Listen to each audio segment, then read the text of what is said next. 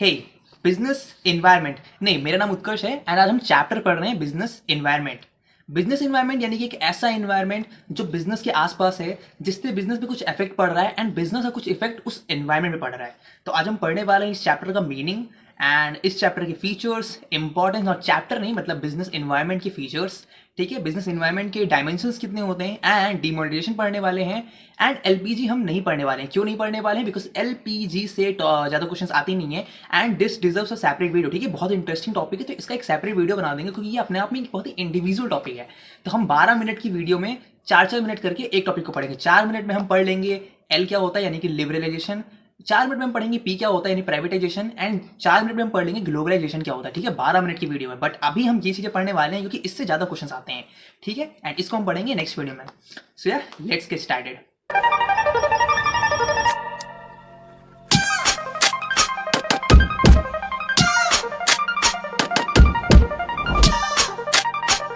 Now first topic business environment, and उससे पहले please make notes. Her video में बोलता हूँ, इस वीडियो में बोल दे रहा हूँ। ठीक है, प्लीज नोट्स बना लेना, बहुत इंपॉर्टेंट है यार। ठीक है, so let's start from the meaning. And meaning से पहले मैं तुम्हें दोस्तों ओवरव्यू देता हूँ। देखो, बिजनेस एनवायरनमेंट का मतलब होता है कि वो सारी चीजें जो तुम अगर कहीं पे बिजनेस कर रहे हो तो उसके आसपास जितनी भी चीजें वो तुम्हें कैसे तुम्हारे बिजनेस को कैसे अफेक्ट करते हैं। Let's say I am sitting here and मैं बोलता हूँ कि मेरे इन्वायरमेंट की चीज़ हो। अगर मैं लाइब्रेरी में हूँ तो लाइब्रेरी का इन्वायरमेंट दूसरा होगा, वहाँ पढ़ने का इन्वायरमेंट होगा। अगर मैं लेट्स से बेडरूम में हूँ तो वहाँ सोने का इन्वायरमेंट हो सकता है, राइट। तो मेरे आसपास जो इन्वायरमेंट होता है वो मुझे अफेक्ट करता है, तो बिजनेस के आसपास भी जो इन्वायरमेंट होता है वो उसको अफेक्ट करता है। And that is what we gonna study in this chapter. ठीक है, ये ओवरव्यू था। Let's start from the business environment होता क्या है। तो द मीनिंग समझते हैं। जो मैंने बताया है उसी का एक इंग्लिश वर्जन लिखा हुआ है। The term business environment refers to sum total of all individual institutions external forces that have potential to impact performance of business. तो टर्म बिजनेस इन्वायरमेंट का मतलब होता है, ये रिफर करता है कि टोटल वो सारे फोर्सेस यानी क्या? फोर्सेस यानी कि वो सारे काइंड ऑफ फोर्सेस का मतलब वो सारी चीजें, ठीक है, वो सारे इंडिविजुअल्स, वो सारे इंस्टीट्यूशंस, वो सारी external forces that have potential to impact performance of business. यानी कि बिजनेस इन्वायरमेंट टर्म रिफर करता है उन सभी जो हमारे बिजनेस के अराउंड जो इंडिविजुअल लोग रह रहे हैं, जो बड़ी बड़ी इंस्टीट्यूशंस हैं, जो एक्सटर्नल फोर्सेस हैं, जिनके पास ये ताकत है कि वो हमारे बिजनेस को समहाउ अफेक्ट कर दें। नहीं समझ में आया? लेट्स से एग्जांपल मैं लेता हूँ। एग्जांपल हम लेते हैं, लेट्स से आपका एक स्कूल है। अब स्कूल के आसपास अगर कोई लेट्स से रेलवे स्टेशन है तो आपका बिजनेस उससे अफेक्ट होगा। क्यों? क्योंकि रेलवे स्टेशन के पास स्कूल है तो वहाँ बहुत दिक्कत होगी, बच्चे पढ़ नहीं पाएंगे, बहुत दिक्कत होगी, लोग आपके स्कूल में एडमिशन नहीं लेंगे। ठीक है, ये बहुत ही बेकार सा एग्जांपल मैंने दिया है, बट हाँ ये हो सकता है। एंड उसका अच्छा एग्जांपल एक और मैं देता हूँ। लेट्स से आपकी एक चाय लेट्स से स्नैक्स की दुकान है एंड आसपास कोई हॉस्पिटल खुल गया, एक इंस्टीट्यूशन खुल गया। ठीक है, यहाँ क्या लिख रखा है? एक इंस्टीट्यूशन। अब उस हॉस्पिटल खुलने की वजह से आपका बिजनेस चल पड़ेगा। क्यों? क्योंकि आपके बिजनेस पे लोग आएंगे, वहाँ खाए पिएंगे। क्यों? क्योंकि हॉस्पिटल के लोग हैं तो भाई उनको कुछ खाना पीना चाहिए ना, मतलब बाहर निकलेंगे तो लोग खाते पीते हैं ना। हॉस्पिटल के आसपास आपने देखा होगा कि अलग अलग किराने की दुकानें खुल जाती हैं। तो इस तरीके से आपके आसपास जितने भी इंडिविजुअल इंस्टीट्यूशन एंड जो एक्सटर्नल फोर्सेस होती हैं, एक्सटर्नल फोर्सेस यानी यही सब हो गया कि आपके बिजनेस के बाहर जो चीजें अवेलेबल हैं जिनसे आपका बिजनेस इफेक्ट होता है, या तो ग्रो होता है या तो डाउन होता है, उन्हें हम बोलते हैं बिजनेस इन्वायरमेंट। ठीक है, मतलब वो बिजनेस इन्वायरमेंट का पार्ट होती है, उसे हम कहते हैं बिजनेस इन्वायरमेंट। एक और डेफिनेशन पढ़ते हैं। Business environment include economic, social, technological, political, legal factor which are inter related and dynamic in nature. Business environment में सभी तरह की चीजें आती हैं। इसमें economical, social, political, legal factor which are, जो कि मतलब ये सारे फैक्टर्स आते हैं एंड ये सब इंटर रिलेटेड होते हैं, डायनेमिक होते हैं, कभी भी चेंज हो जाएंगे। लेट्स से आपका एक बिजनेस था और आप फास्ट फूड बेचते हो, आपने हॉस्पिटल के आसपास खोल रखा है। अब इसमें जैसे कोई पॉलिटिकल फैक्टर आ गया। पॉलिटिकल फैक्टर यानी कि गवर्नमेंट ने डिसीजन दे कोई भी हॉस्पिटल के आसपास फास्ट फूड की दुकान नहीं खोलेगा। क्यों? क्योंकि लोग बीमार हो रहे हैं, फिर हॉस्पिटल ही तो जा रहे हैं, तो ये चीज ना होने पाए। तो गवर्नमेंट ने इसका डिसीजन दे दिया, यानी कि पॉलिटिकल इन्वॉल्वमेंट हो गया, राइट। तो इससे क्या हो गया? आपका बिजनेस तो इफेक्ट हो गया। ठीक है, आपका बिजनेस हिंडर हो गया, आपका बिजनेस नीचे चला गया। तो ये हो गया। ठीक है, ये एक छोटा सा एग्जाम्पल था। इसके बाद हम बहुत ही डिटेल में बढ़ेंगे एक एग्जाम्पल को। ठीक है, let's move the next thing. Business environment has both threats and opportunities for a business enterprise. हाँ, बिजनेस इन्वायरमेट में आपके लिए सिर्फ ऐसा नहीं है कि कोई भी डिसीजन आ जाएगा आपका बिजनेस गिर जाएगा। इसमें आपके लिए थ्रेट्स भी हैं, यानी कि जो आपके लिए खतरा भी है, एंड अपॉर्चुनिटीज भी हैं। लेट्स से गवर्नमेंट ने कुछ चीज़ों को लीगल कर दिया, और मतलब कुछ चीज़ों को लीगल नहीं करते, किसी चीज़ पे टैक्स कम कर दिया, एंड वो जो चीज़ है वो आप प्रोड्यूस करते हो तो आपका फायदा हो गया। या फिर गवर्नमेंट ने किसी चीज़ को लेट्स से थ्रेट, हम एग्जांपल ले लेते हैं। लेट्स से आपकी एक प्लास्टिक बनाने की कंपनी थी, आप लोग पॉलीथीन बेचते थे।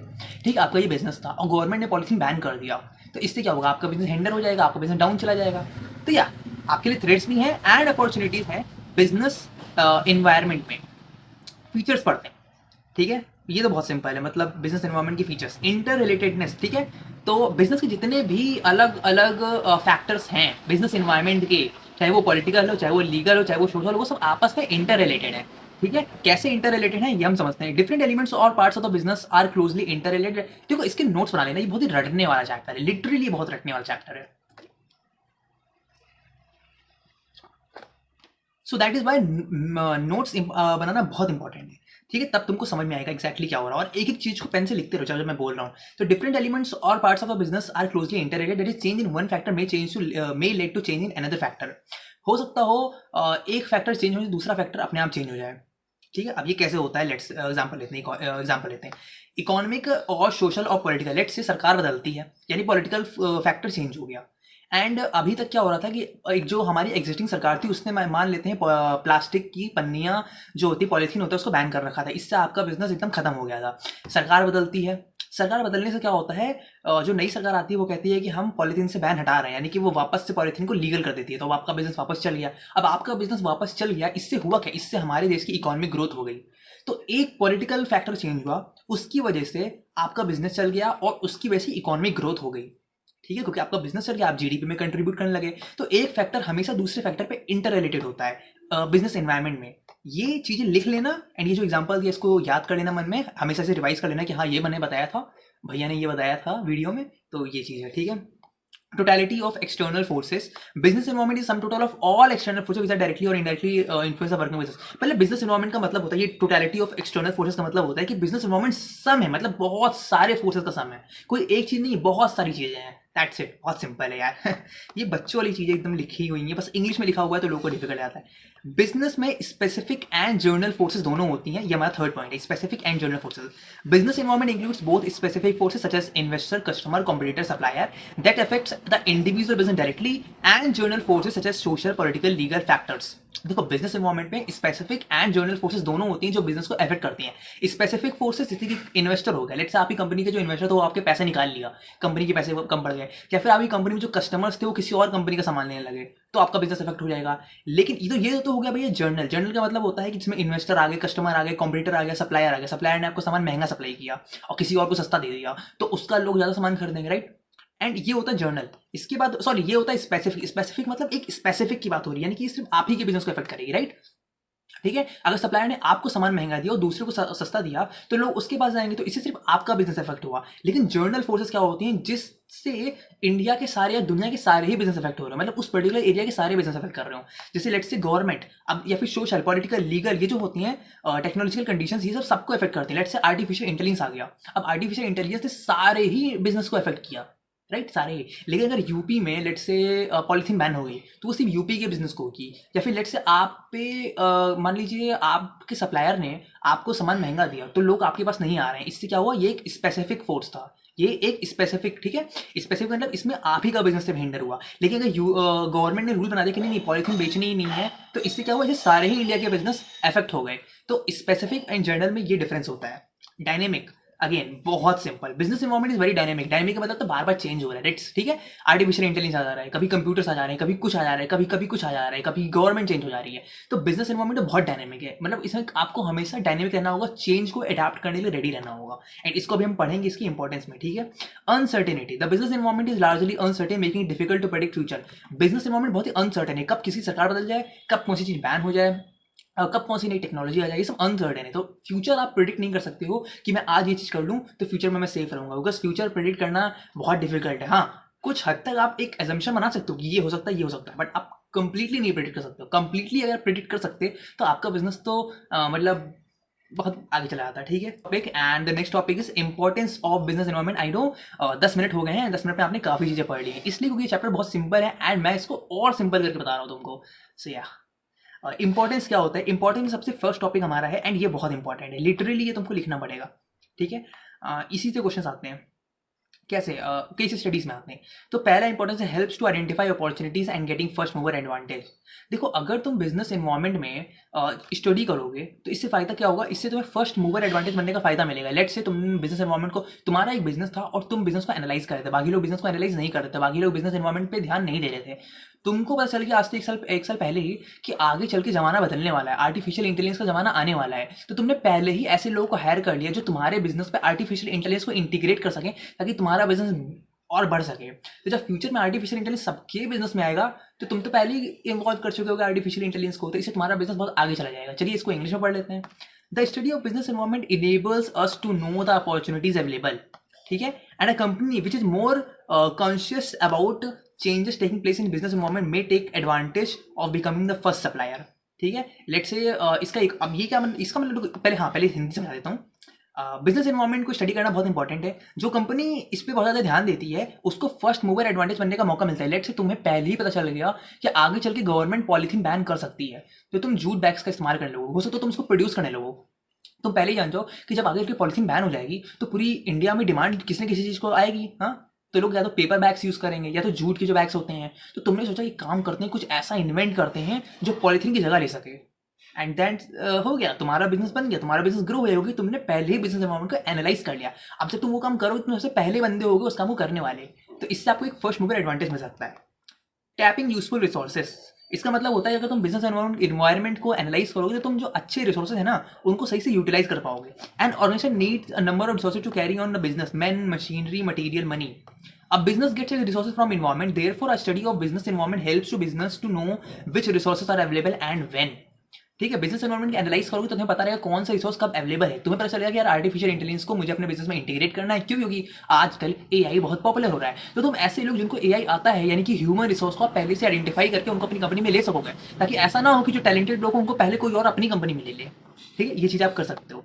कोपिंग विद रैपिड चेंजेस, ये आपको हेल्प करता है रैपिड चेंजेस से करने। जैसे कुछ भी चेंज हो रहा है, लेट्स से नई टेक्नोलॉजी आ गई, किसी चीज़ को प्रोड्यूस करने का कोई नया तरीका आ गया, कुछ नई मशीनरी अवेलेबल हो गई, तो आप क्योंकि बिजनेस एनवायरनमेंट के एनालाइज कर रहे हो बहुत ही डिटेल में, इसलिए आपको पता रहेगा कि यार ये नई मशीन आई है, इसको अपनी कंपनी में लगाना है। तो business environment is very dynamic. हाँ, हमको ये पता है, हमने ये पढ़ लिया है। Changes are taking place at fast pace, ये भी हमको पता है। Various changes connected with like competition, fashion, technology are changing very quickly. हाँ, सही बात है, बहुत क्विकली चेंज हो रहा है। And manager must understood and examine the environment and develop sustainable course of action. यानी जो चेंज हो रहे हैं इसके लिए मैनेजर जिम्मेदार है कि जो मैनेजर है उसको sustainable course of action create करना होगा, ताकि जब भी कोई नई चीज़ आए तो उसके लिए कंपनी रेडी रहे। नेक्स्ट पढ़ते हैं identify threats and, wait a minute, मेरा माउस वर्क नहीं कर रहा है यहाँ पे, मेरा माउस यहाँ पे वर्क नहीं कर रहा है। आइडेंटिफाई थ्रेट्स एंड, हाँ नहीं वर्क कर रहा है, एक्चुअली में नहीं वर्क कर रहा है। हाँ ठीक है, identify threats and early warning signals. यार पढ़ लेते हैं इसको पहले, ठीक है, नहीं पढ़ के पहले तुमको समझा देता हूँ। देखो इससे क्या होता है, जब तुम बिजनेस एनवायरनमेंट को एनालाइज करते हो तो वही चीज़ बार बार लिख कर आ रही है कि इससे आपको पहले ही पता जाता है क्या होने वाला है, ठीक है, थोड़ा बहुत। तो इससे होता है कि आपको पता है कि यार आगे चल के ये चीज़ बैन हो सकती है, तो मुझे इसका कुछ ऑल्टरनेटिव ढूंढना पड़ेगा, तो आप थ्रेट्स को ढूंढ लेते हो। और अगर आपको पता है कि आगे चल के सरकार बदलने वाली है, तो सरकार बदलेगी, वो इस चीज़ को लीगल कर देगी, तो आप अपॉर्चुनिटीज़ को ढूंढ लेते हो कि यार एक काम करो अभी से बनाना शुरू कर दूँ, ताकि जब सरकार बदलेगी तो बेचूंगा आराम से। तो threats refers to external environment, trends and changes that will hinder the firm performance. एक ऐसे एक्सटर्नल फोर्सेस जिससे बिजनेस हिंडर हो सकता है, वो हमारे लिए थ्रेट्स हैं। And therefore study of business environment help manager to identify various threats on time and serve it as an early warning signal. तो इससे जब एक मैनेजर बिजनेस एनवायरनमेंट को एनालाइज करता है तो वो एक थ्रेट्स को आइडेंटिफाई कर सकता है एंड उसको as a early warning signal use कर सकता है। अगेन वेरी सिंपल था। अब पढ़ते हैं डायमेंशंस ऑफ बिजनेस एनवायरनमेंट। तो बिजनेस एनवायरनमेंट के डायमेंशंस का मतलब होता है कि किन किन चीज़ों से, यानी कौन कौन से वो मोटा मोटा तौर पे तरीके हैं, सॉरी नॉट तरीके हैं, मतलब डायमेंशंस हैं, मतलब वो चीज़ें हैं जिनसे बिजनेस इफेक्ट होता है। हमने क्या बात किया था, हमने कहा ना इकोनॉमिक, पॉलिटिकल, और यहाँ पे हम जर्नल फोर्सेस की बात कर रहे हैं। ठीक है, देखो इंडिविजुअल फोर्सेस हम नहीं पढ़ सकते, उसके लिए हमें कस्टमर, इन्वेस्टर, फिर पता नहीं क्या क्या पढ़ना पड़ेगा। बट हम पढ़ रहे हैं कि यार ओवरऑल अगर हम इंडिया के सारे ही बिजनेस को देखें तो उनको क्या क्या चीज़ें इफेक्ट कर सकती हैं, तो वो कुछ इतनी चीज़ें हैं। एक है इकोनॉमिक, हो सकता हो इकोनॉमी में कुछ ग्रोथ हो जाए, कुछ ऐसा हो जाए, ठीक है। सोशल इन्वायरमेंट, ठीक है। और उसके बाद होता है टेक्नोलॉजी में कुछ चेंज आ जाए, यानी टेक्नोलॉजिकल इन्वायरमेंट। उसके बाद पॉलिटिक्स में, यानी कि सरकार बदल जाए, यानी political environment. And very important legal environment, यानी कि सरकार ने ही कोई या कोर्ट ने ही कोई डिसीजन दे दिया, ठीक है, मैंने बोला पॉलिथीन बैन कर दिया, तो उससे कई लोग का बिजनेस इफेक्ट हुआ होगा, ऐसा कुछ, ठीक है। आइए पढ़ते हैं। सबसे पहले पढ़ते हैं economic environment. Economic environment refers to all those forces which has immediate and direct impact on business, ठीक है। इकोनॉमिक इन्वायरमेंट, इसको एकदम अच्छे से नोट्स बनाओ, ये बहुत इंपॉर्टेंट है, ठीक है। मैंने भी नोट्स बनाए थे, रटे थे, ये लिटरली बहुत अच्छे नोट्स हैं। Economic environment refers to all those forces, वो सारे फोर्सेज जिनका किसी भी बिजनेस पे इमीडिएट एंड डायरेक्ट इंपैक्ट पड़ता है। इसके अंदर कुछ चीज़ें आती हैं। पहला आता है इकोनॉमिक सिस्टम। तो अगर तुम्हारी इकोनॉमी कैपिटलिस्ट है, सोशलिस्ट है, मिक्स्ड इकोनॉमी है, तो इन तीनों में ही तुम्हारा बिजनेस डिफरेंट तरीके से वर्क करेगा। लेट्स से तुम्हारा बिजनेस इंडिया में था, इंडिया में कैसी इकोनॉमी, इंडिया में एक मिक्स्ड इकोनॉमी है, तो तुम इंडिया में कोल का बिजनेस कर रहे हो, राइट, बिल्कुल सही है।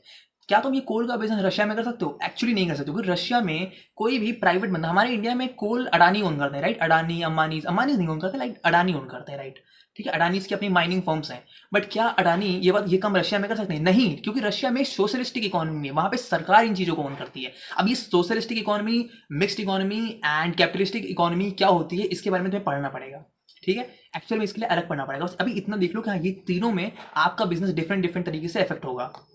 इसके बाद इसके अंदर तीन चीजें आती हैं, ठीक है, इकोनॉमिक इन्वायरमेंट के अंदर तीन चीजें आती हैं जो हमारे बिजनेस को डायरेक्टली इफेक्ट करती हैं। पहला तो हमने इकोनॉमिक सिस्टम पढ़ लिया, फिर आती है इकोनॉमिक पॉलिसीज। तो लेट्स से एक्सपोर्ट इंपोर्ट पॉलिसी में कोई चेंज आता है तो आपके बिजनेस में, ठीक है, क्या पता टैक्स बढ़ा दिया जाए, ठीक है, वो लिखा हुआ ना taxation policy. Industrial policy change कर दी जाए, ठीक है, कि इंडस्ट्रीज किस तरीके से सेटअप होंगी, उनकी गाइडलाइंस को चेंज कर दिया जाए, फिर तुम्हें दिक्कत आ सकती है या फिर तुम्हें फायदा मिल सकता है, राइट। एंड इसके अंदर था इकोनॉमिक कंडीशन, तो हो तो नेशनल इनकम या रेट ऑफ इंटरेस्ट या इन्फ्लेशन हो, तो अगर इन्फ्लेशन बहुत ज़्यादा हो जाएगा, यानी महंगाई बहुत बढ़ जाएगी, तो लोग सामान नहीं खरीदेंगे, ठीक है, यूजफुल सामान ही खरीदेंगे जो डेली यूज़ के हैं। तुम अगर कोई ऐसा प्रोडक्ट बेच रहे हो जो डेली यूज़ में नहीं आता है तो लोग नहीं खरीदेंगे, ठीक है, तो इस तरीके से तुम्हारा बिजनेस अफेक्ट हो सकता है। तो ये तीन पॉइंट अच्छे से कॉपी में लिख लो एंड पढ़ लो। सोशल इन्वायरमेंट क्या होता है? Business environment includes various forces such as custom believes, literacy rate, educational level, lifestyle values. देखो, सोशल इन्वायरमेंट का मतलब होता है लोगों की सोशल लाइफ से रिलेटेड भी चीज़ें जो हैं वो तुम्हारे बिजनेस में अफेक्ट कर सकती हैं। लेट्स से तुम टीवी बेचते हो, तो क्या होता है, लोग दिवाली में टेलीविजन ज़्यादा खरीदते हैं, इसलिए तुम देखोगे जितने भी टेलीविजन ब्रांड्स हैं वो दिवाली में बहुत भयंकर सेल निकालते हैं, स्पेशली टेलीविजन पे। ऐसा होता है, क्यों होता है? क्योंकि यार लोगों के कस्टम बिलीव्स होते हैं कि यार दिवाली आ रही, कुछ नया खरीदना है, ठीक है, धनतेरस में कुछ नया खरीदना है, तो उस वजह से स्टील के स्टील नहीं, बर्तन वर्तन बहुत सस्ते हो जाते हैं उस टाइम पे, सस्ते नहीं महंगे हो जाते हैं और कई बार, ठीक है, लेकिन उस टाइम पे डिमांड बहुत बढ़ जाती है और सप्लाई भी इंक्रीज करा दी जाती है। तो इस तरीके से लोगों का जो सोशल लाइफ है वो तुम्हारे बिजनेस को अफेक्ट करता है, इसी को हम बोलते हैं सोशल इन्वायरमेंट। इसके भी नोट्स बना लेना, तभी तुम इसको एग्जाम में एक्चुअल में लिख पाओगे। एंड टेक्नोलॉजिकल इन्वायरमेंट, हमने अभी बात की ना एआई वाली चीज की, तो technological environment includes various forces relating to scientific improvement and innovation which provides new way of producing goods and services and new methods of techniques of operating business. यानी टेक्नोलॉजिकल इन्वायरमेंट वो environment होता है जिसमें आती हैं बहुत सारी scientific improvements और इनोवेशन जो गुड्स को या सर्विस को प्रोड्यूस करने के नए टेक्निक्स बताती हैं, नई मशीन्स का इंट्रोडक्शन हो जाता है, इससे आपका टेक्नोलॉजिकल इन्वायरमेंट में आता है, इससे भी आपका बिजनेस इफेक्ट होता है। ये तो बहुत कॉमन सेंस की बात है। एंड एक बिजनेसमैन को हमेशा क्लोजली मॉनिटर करना चाहिए टेक्नोलॉजिकल चेंजेस जो इंडस्ट्री में हो रहे हैं, ताकि वो अपने बिजनेस को ग्रो कर सके। और द एलिमेंट्स, इसके कुछ एलिमेंट्स होते हैं, the elements of technology environment, R&D such as colour TV in place of black and white TV. देखो, बहुत सारे बिजनेस पहले थे जो ब्लैक एंड व्हाइट टीवी बेचते थे, उसमें से कुछ बिजनेसेस ने क्या किया, सैमसंग ने और बड़ी बड़ी कंपनीज ने क्या किया, हम R&D करेंगे, रिसर्च एंड डेवलपमेंट करेंगे, इस चीज़ को इंप्रूव करेंगे, जो भी मार्केट में नई टेक्नोलॉजी आ रही है उसको अडाप्ट करेंगे। इसलिए पहले बहुत सारे टीवी ब्रांड्स थे, लेकिन बाद में सब खत्म हो गया, आजकल बहुत 2-3 टीवी ब्रांड्स बचे हैं। क्यों? क्योंकि इन लोगों ने अपने आप को इंप्रूव किया, R&D किया, ब्लैक एंड व्हाइट से कलर टीवी पर आ गए एंड एक्सेट्रा चीज़ें, ठीक है। और import export of new technology, import export of new technology का मतलब होता है कोई नई टेक्नोलॉजी किसी दूसरे देश में डेवलप हो गई है तो हम उसको एक्सपोर्ट कर लें, ठीक है, सॉरी इंपोर्ट कर लें, या फिर हमारे पास कोई नई टेक्नोलॉजी है तो हम उसको पैसे देके दूसरे देशों को बेच सकें, एवरीथिंग, ठीक है, दीज थिंग्स। उसके बाद पॉलिटिकल इन्वायरमेंट, ये भी मैंने तुम्हें पढ़ा दिया। It includes political conditions such as attitude of the government, general stability and peace in the country. आप किसी कंट्री में यार क्या बोलते हैं, सरकार बदल गई तो तुमको पता है यार चीज़ें बैन अनबैन हो जाती हैं, किसी बिजनेस को ज़्यादा सपोर्ट मिलता है, कोई सरकार किसी बिजनेस को फेवर करती है, कोई सरकार किसी बिजनेसमैन को फेवर करती है, एंड ये सब चीज़ें। इसके अलावा क्या हो सकता है कि अगर देश में स्टेबिलिटी नहीं, देश में एक दूसरे को लोग मारने पे आ चुके हैं, ठीक है, इसे बोलते हैं सिविल वॉर, जो बहुत ही घटिया चीज़ होती है, ठीक है, सीरिया में एंड बहुत सारी अलग अलग कंट्रीज़ में ऐसा हो रहा है, तो वो बहुत दिक्कत क्रिएट कर रहा है। उससे क्या होता है, बिजनेस चल ही नहीं पाएंगे। अभी मैंने सुना था पाकिस्तान में कोई नया मॉल खुला था एंड उसको वहाँ के लोगों ने लूट लिया, तो पाकिस्तान में स्टेबिलिटी ही नहीं है, तो वहाँ पे कोई मॉल खोलेगा ही नहीं, बिजनेस चल ही नहीं पाएगा। एंड ये देखो, Bangalore is called Silicon Valley of the India due to favourable political condition provided by the state government. Bangalore की स्टेट गवर्नमेंट ने क्या किया ना, बहुत अच्छी कंडीशन प्रोवाइड की है, बहुत अच्छा SEZ बनाया। SEZ का मतलब होता है स्पेशल इकोनॉमिक जोन्स, जहाँ पे टैक्स बेनिफिट्स मिलते हैं, तो कंपनीज वहाँ पे सेटअप हो गई। इसलिए आज बैंगलोर को इंडिया का सिलिकॉन वैली बोलते हैं, यानी कि जितनी भी टेक कंपनीज है ना वो बैंगलोर में है, ठीक है। हाँ, आपकी गूगल, आपकी माइक्रोसॉफ्ट, एप्पल, जितनी बड़ी कंपनीज है ना वो बैंगलोर में ही उनका हेड ऑफिस है। इंडिया का जो हेड ऑफिस है वो बैंगलोर में है मेनली। हालांकि अभी तो आपकी साइबर सिटी भी है, तो वो भी चीज़ है। इसके बाद हम पढ़ते हैं लीगल इन्वायरमेंट। ये बहुत अच्छा है। लीगल इन्वायरमेंट इंक्लूड्स, अच्छा मतलब कि टॉपिक बहुत तगड़ा है। Legal environment includes various legislation pass by government authorities, courts, judgement as well as decision given by various agencies at various level of government. देखो लीगल का मतलब होता है कि इसमें कोर्ट इन्वॉल्व, तो लेट्स से कोर्ट ने ही कोई डिसीजन बना दिया कि इस पर्टिकुलर चीज को बैन करो, तो इससे भी आपका बिजनेस इफेक्ट हो जाएगा।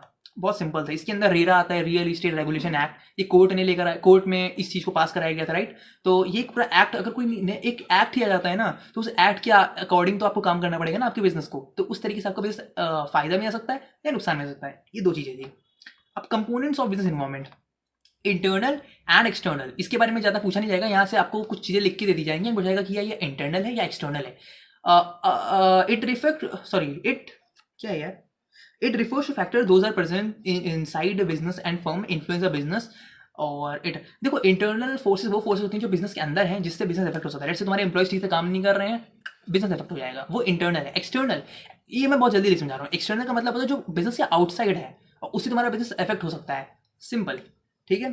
ये तो अभी तो हमने जितनी पढ़े सब आउटसाइड ही पढ़े हैं, तो ये बहुत सिंपल। यहाँ से क्वेश्चन नहीं आते, जहाँ से क्वेश्चन आते ही नहीं उसको पढ़ने क्या फायदा, ठीक है। Now next topic is demonetization, one of the very hot topic of 2016 India में। One of the major event हुआ है demonetization, उसको पढ़ते हैं। एंड अगर तुमको याद नहीं होता demonetization हुआ कब, तो मैं तुमको बताता हूँ कब हुआ। तुमको ये पता है कोटक 11811 ये एक बैंक है। मैं इसमें अकाउंट अपना खुलवाने गया था, बट हमारे एरिया में अवेलेबल ही नहीं है, तो इनकी सर्विस नहीं अवेलेबल है, तो मैं खुलवा नहीं सकता था। इन्होंने अपने बैंक का नाम ही रख लिया डीमोनेटाइजेशन के नाम पे। तो डीमोनेटाइजेशन हुआ कब था, ये हुआ था 8 नवंबर 2016 को। तो इन्होंने रख लिया 811, 11 यानी कि नवंबर वाला, ठीक है, 11वां महीना और 8 तारीख। खैर ये सब तो बहुत ही वो आते हैं, इस पर हम बात नहीं करते हैं। डीमोनेटाइजेशन होता क्या है? डीमोनेटाइजेशन का मतलब होता है, डीमोनेटाइजेशन कोई ऐसा चीज नहीं जो इंडिया में हुआ है कि मतलब ये हमने कोई खुद से कोई टर्म कॉइन कर दिया, नहीं, ये एक पूरा प्रॉपर टर्म है। डीमोनेटाइजेशन का मतलब होता है it is a process of withdrawal of status of legal tender from a currency in a circulation. यानी एक करेंसी जो सर्कुलेशन में, सर्कुलेशन का मतलब होता है जो चल रही है, जो लोग यूज कर रहे हैं, जो सर्कुलेट हो रही है, जो हमारी इकोनॉमी में मनी सप्लाई में है, उस इकोनॉमी से लीगल टेंडर का स्टेटस हटा देना डीमोनेटाइजेशन होता है। इस डेफिनेशन को लिख लेना, सब समझ में आ जाएगा। तो हमारे यहाँ पे ऐसा कब हुआ? और on 8 November 2016 the government of India demonetized the notes of denomination of 1500 rupee note। यानी कि 8 नवंबर 2016 को 1500 के नोट बंद कर दिए गए अंडर डीमोनेटाइजेशन, ठीक है। According to RBI 86.9% value of total currency in circulation was 500 and 1000। यानी कि इंडिया में जितने भी रुपए सर्कुलेट होते हैं, 10 रुपए के, 20 रुपए के, 40 रुपए के नोट, सॉरी 40 नहीं, 10 रुपए के, 20 रुपए के, 50 रुपए के, 100 रुपए के नोट, उस समय से सबसे ज्यादा यानी 86.9% नोट तो 500 और 1000 के थे, ठीक है। एंड ऐसा किया क्यों गया? इसको as a tax administrative measure देखा गया। इससे यार टैक्स का बहुत ज़्यादा बेनिफिट हुआ। देखा गया किन लोगों ने टैक्सेस नहीं पे किए थे, काला धन रखा था एंड एवरीथिंग। इससे क्या बोलते हैं, कैशलेस इकोनॉमी क्रिएट करने का इसका मेन मोटिव था। हाँ, उसी के बाद हमारे इंडिया में यूपीआई का डेवलपमेंट इतना, आई मीन यूपीआई का प्रमोशन इतना ज़्यादा हो गया, लोगों ने सोचा यार कैश रखने में कोई फायदा नहीं, गवर्नमेंट पता नहीं कब बैन कर दे, लाइनों में लगने से बेटर तो यही है कि कैश रखना ही बंद कर दो। उसी टाइम पे पेटीएम बहुत ज़्यादा फेमस हो गया था। आज तो पेटीएम बहुत डाउन चला गया है due to UPI, unified payment interface, but ये डिजिटल इकोनॉमी की का फर्स्ट स्टेप था, ठीक है। एंड इसका मोटिवेशन भी यही था, तो काफ़ी ज़्यादा उसका फेमस हुआ। और आज तो हम जानते ही हैं कि पूरी इंडिया एक कैशलेस इकोनॉमी बन चुकी है। इतना तो हम कह सकते हैं कि हमारी इंडिया एक कैशलेस इकोनॉमी है। आज हर एक दुकान पे आप पहुंच जाओगे तो आपको क्यूआर कोड देखने को मिल जाएगा। बट ठीक है, इसके बारे में भी हम कभी और बात करेंगे, यूपीआई के बारे में बहुत ही विस्तार से। It channelizes the saving into formal systems. इसका मतलब ये होता है कि इसने फॉर्मल सिस्टम, यानी कि बैंक्स में लोगों के जो पैसे लोगों के घर में रखे थे वो बैंक्स में आ गए। बैंक्स में लोगों के यानी कि जो पैसे, जो सेविंग्स थी, उनको चैनलाइज कर दिया फॉर्मल सिस्टम में। अब वो जो पैसे बैंक्स में आए, तो जब बैंक के पास बहुत सारे पैसे आ गए, देखो एटीएम से पैसे निकाल नहीं रहे थे उस टाइम पे, ठीक है, पैसे लोग रहता ना एटीएम में पैसे नहीं, कैश ही नहीं है, लेकिन बैंक में पैसे जमा हो जा रहे थे। तो इससे हो क्या रहा था, बैंक में बहुत सारे पैसे आ गए, बैंक ने उन पैसों को सही से जगह लोन दे दिया लोगों को। उस लोन से जो इंटरेस्ट आया, बैंक्स को बहुत ज़्यादा प्रॉफिट हुआ, ठीक है। And next topic is nothing. Literally we have completed the whole chapter in around 26 minutes. And मतलब आधे घंटे से पहले हमने चैप्टर कंप्लीट कर लिया। एलपीजी हमने नहीं पढ़ा है, उसको हम बहुत डिटेल में अच्छे से पढ़ लेंगे। 12 मिनट की वीडियो में बनाऊंगा, मतलब 12 मिनट से ऊपर वीडियो जाने नहीं दूंगा, लेकिन बिलीव मी और नॉट वो वीडियो बहुत ज़्यादा इंटरेस्टिंग होगी, दैट्स माई गारंटी। एंड तब तक के लिए बाय। नाउ वीडियो खत्म हो गई है। अगर आपको वीडियो पसंद आई है तो वीडियो को लाइक कर दीजिएगा एंड वीडियो को शेयर कर सकते हैं, चैनल को सब्सक्राइब कर दीजिएगा। And if you have really any doubt please ask in comment, मैं वहीं पर रिप्लाई कर दूंगा और मैं यहाँ पे एक नई वीडियो बना दूंगा।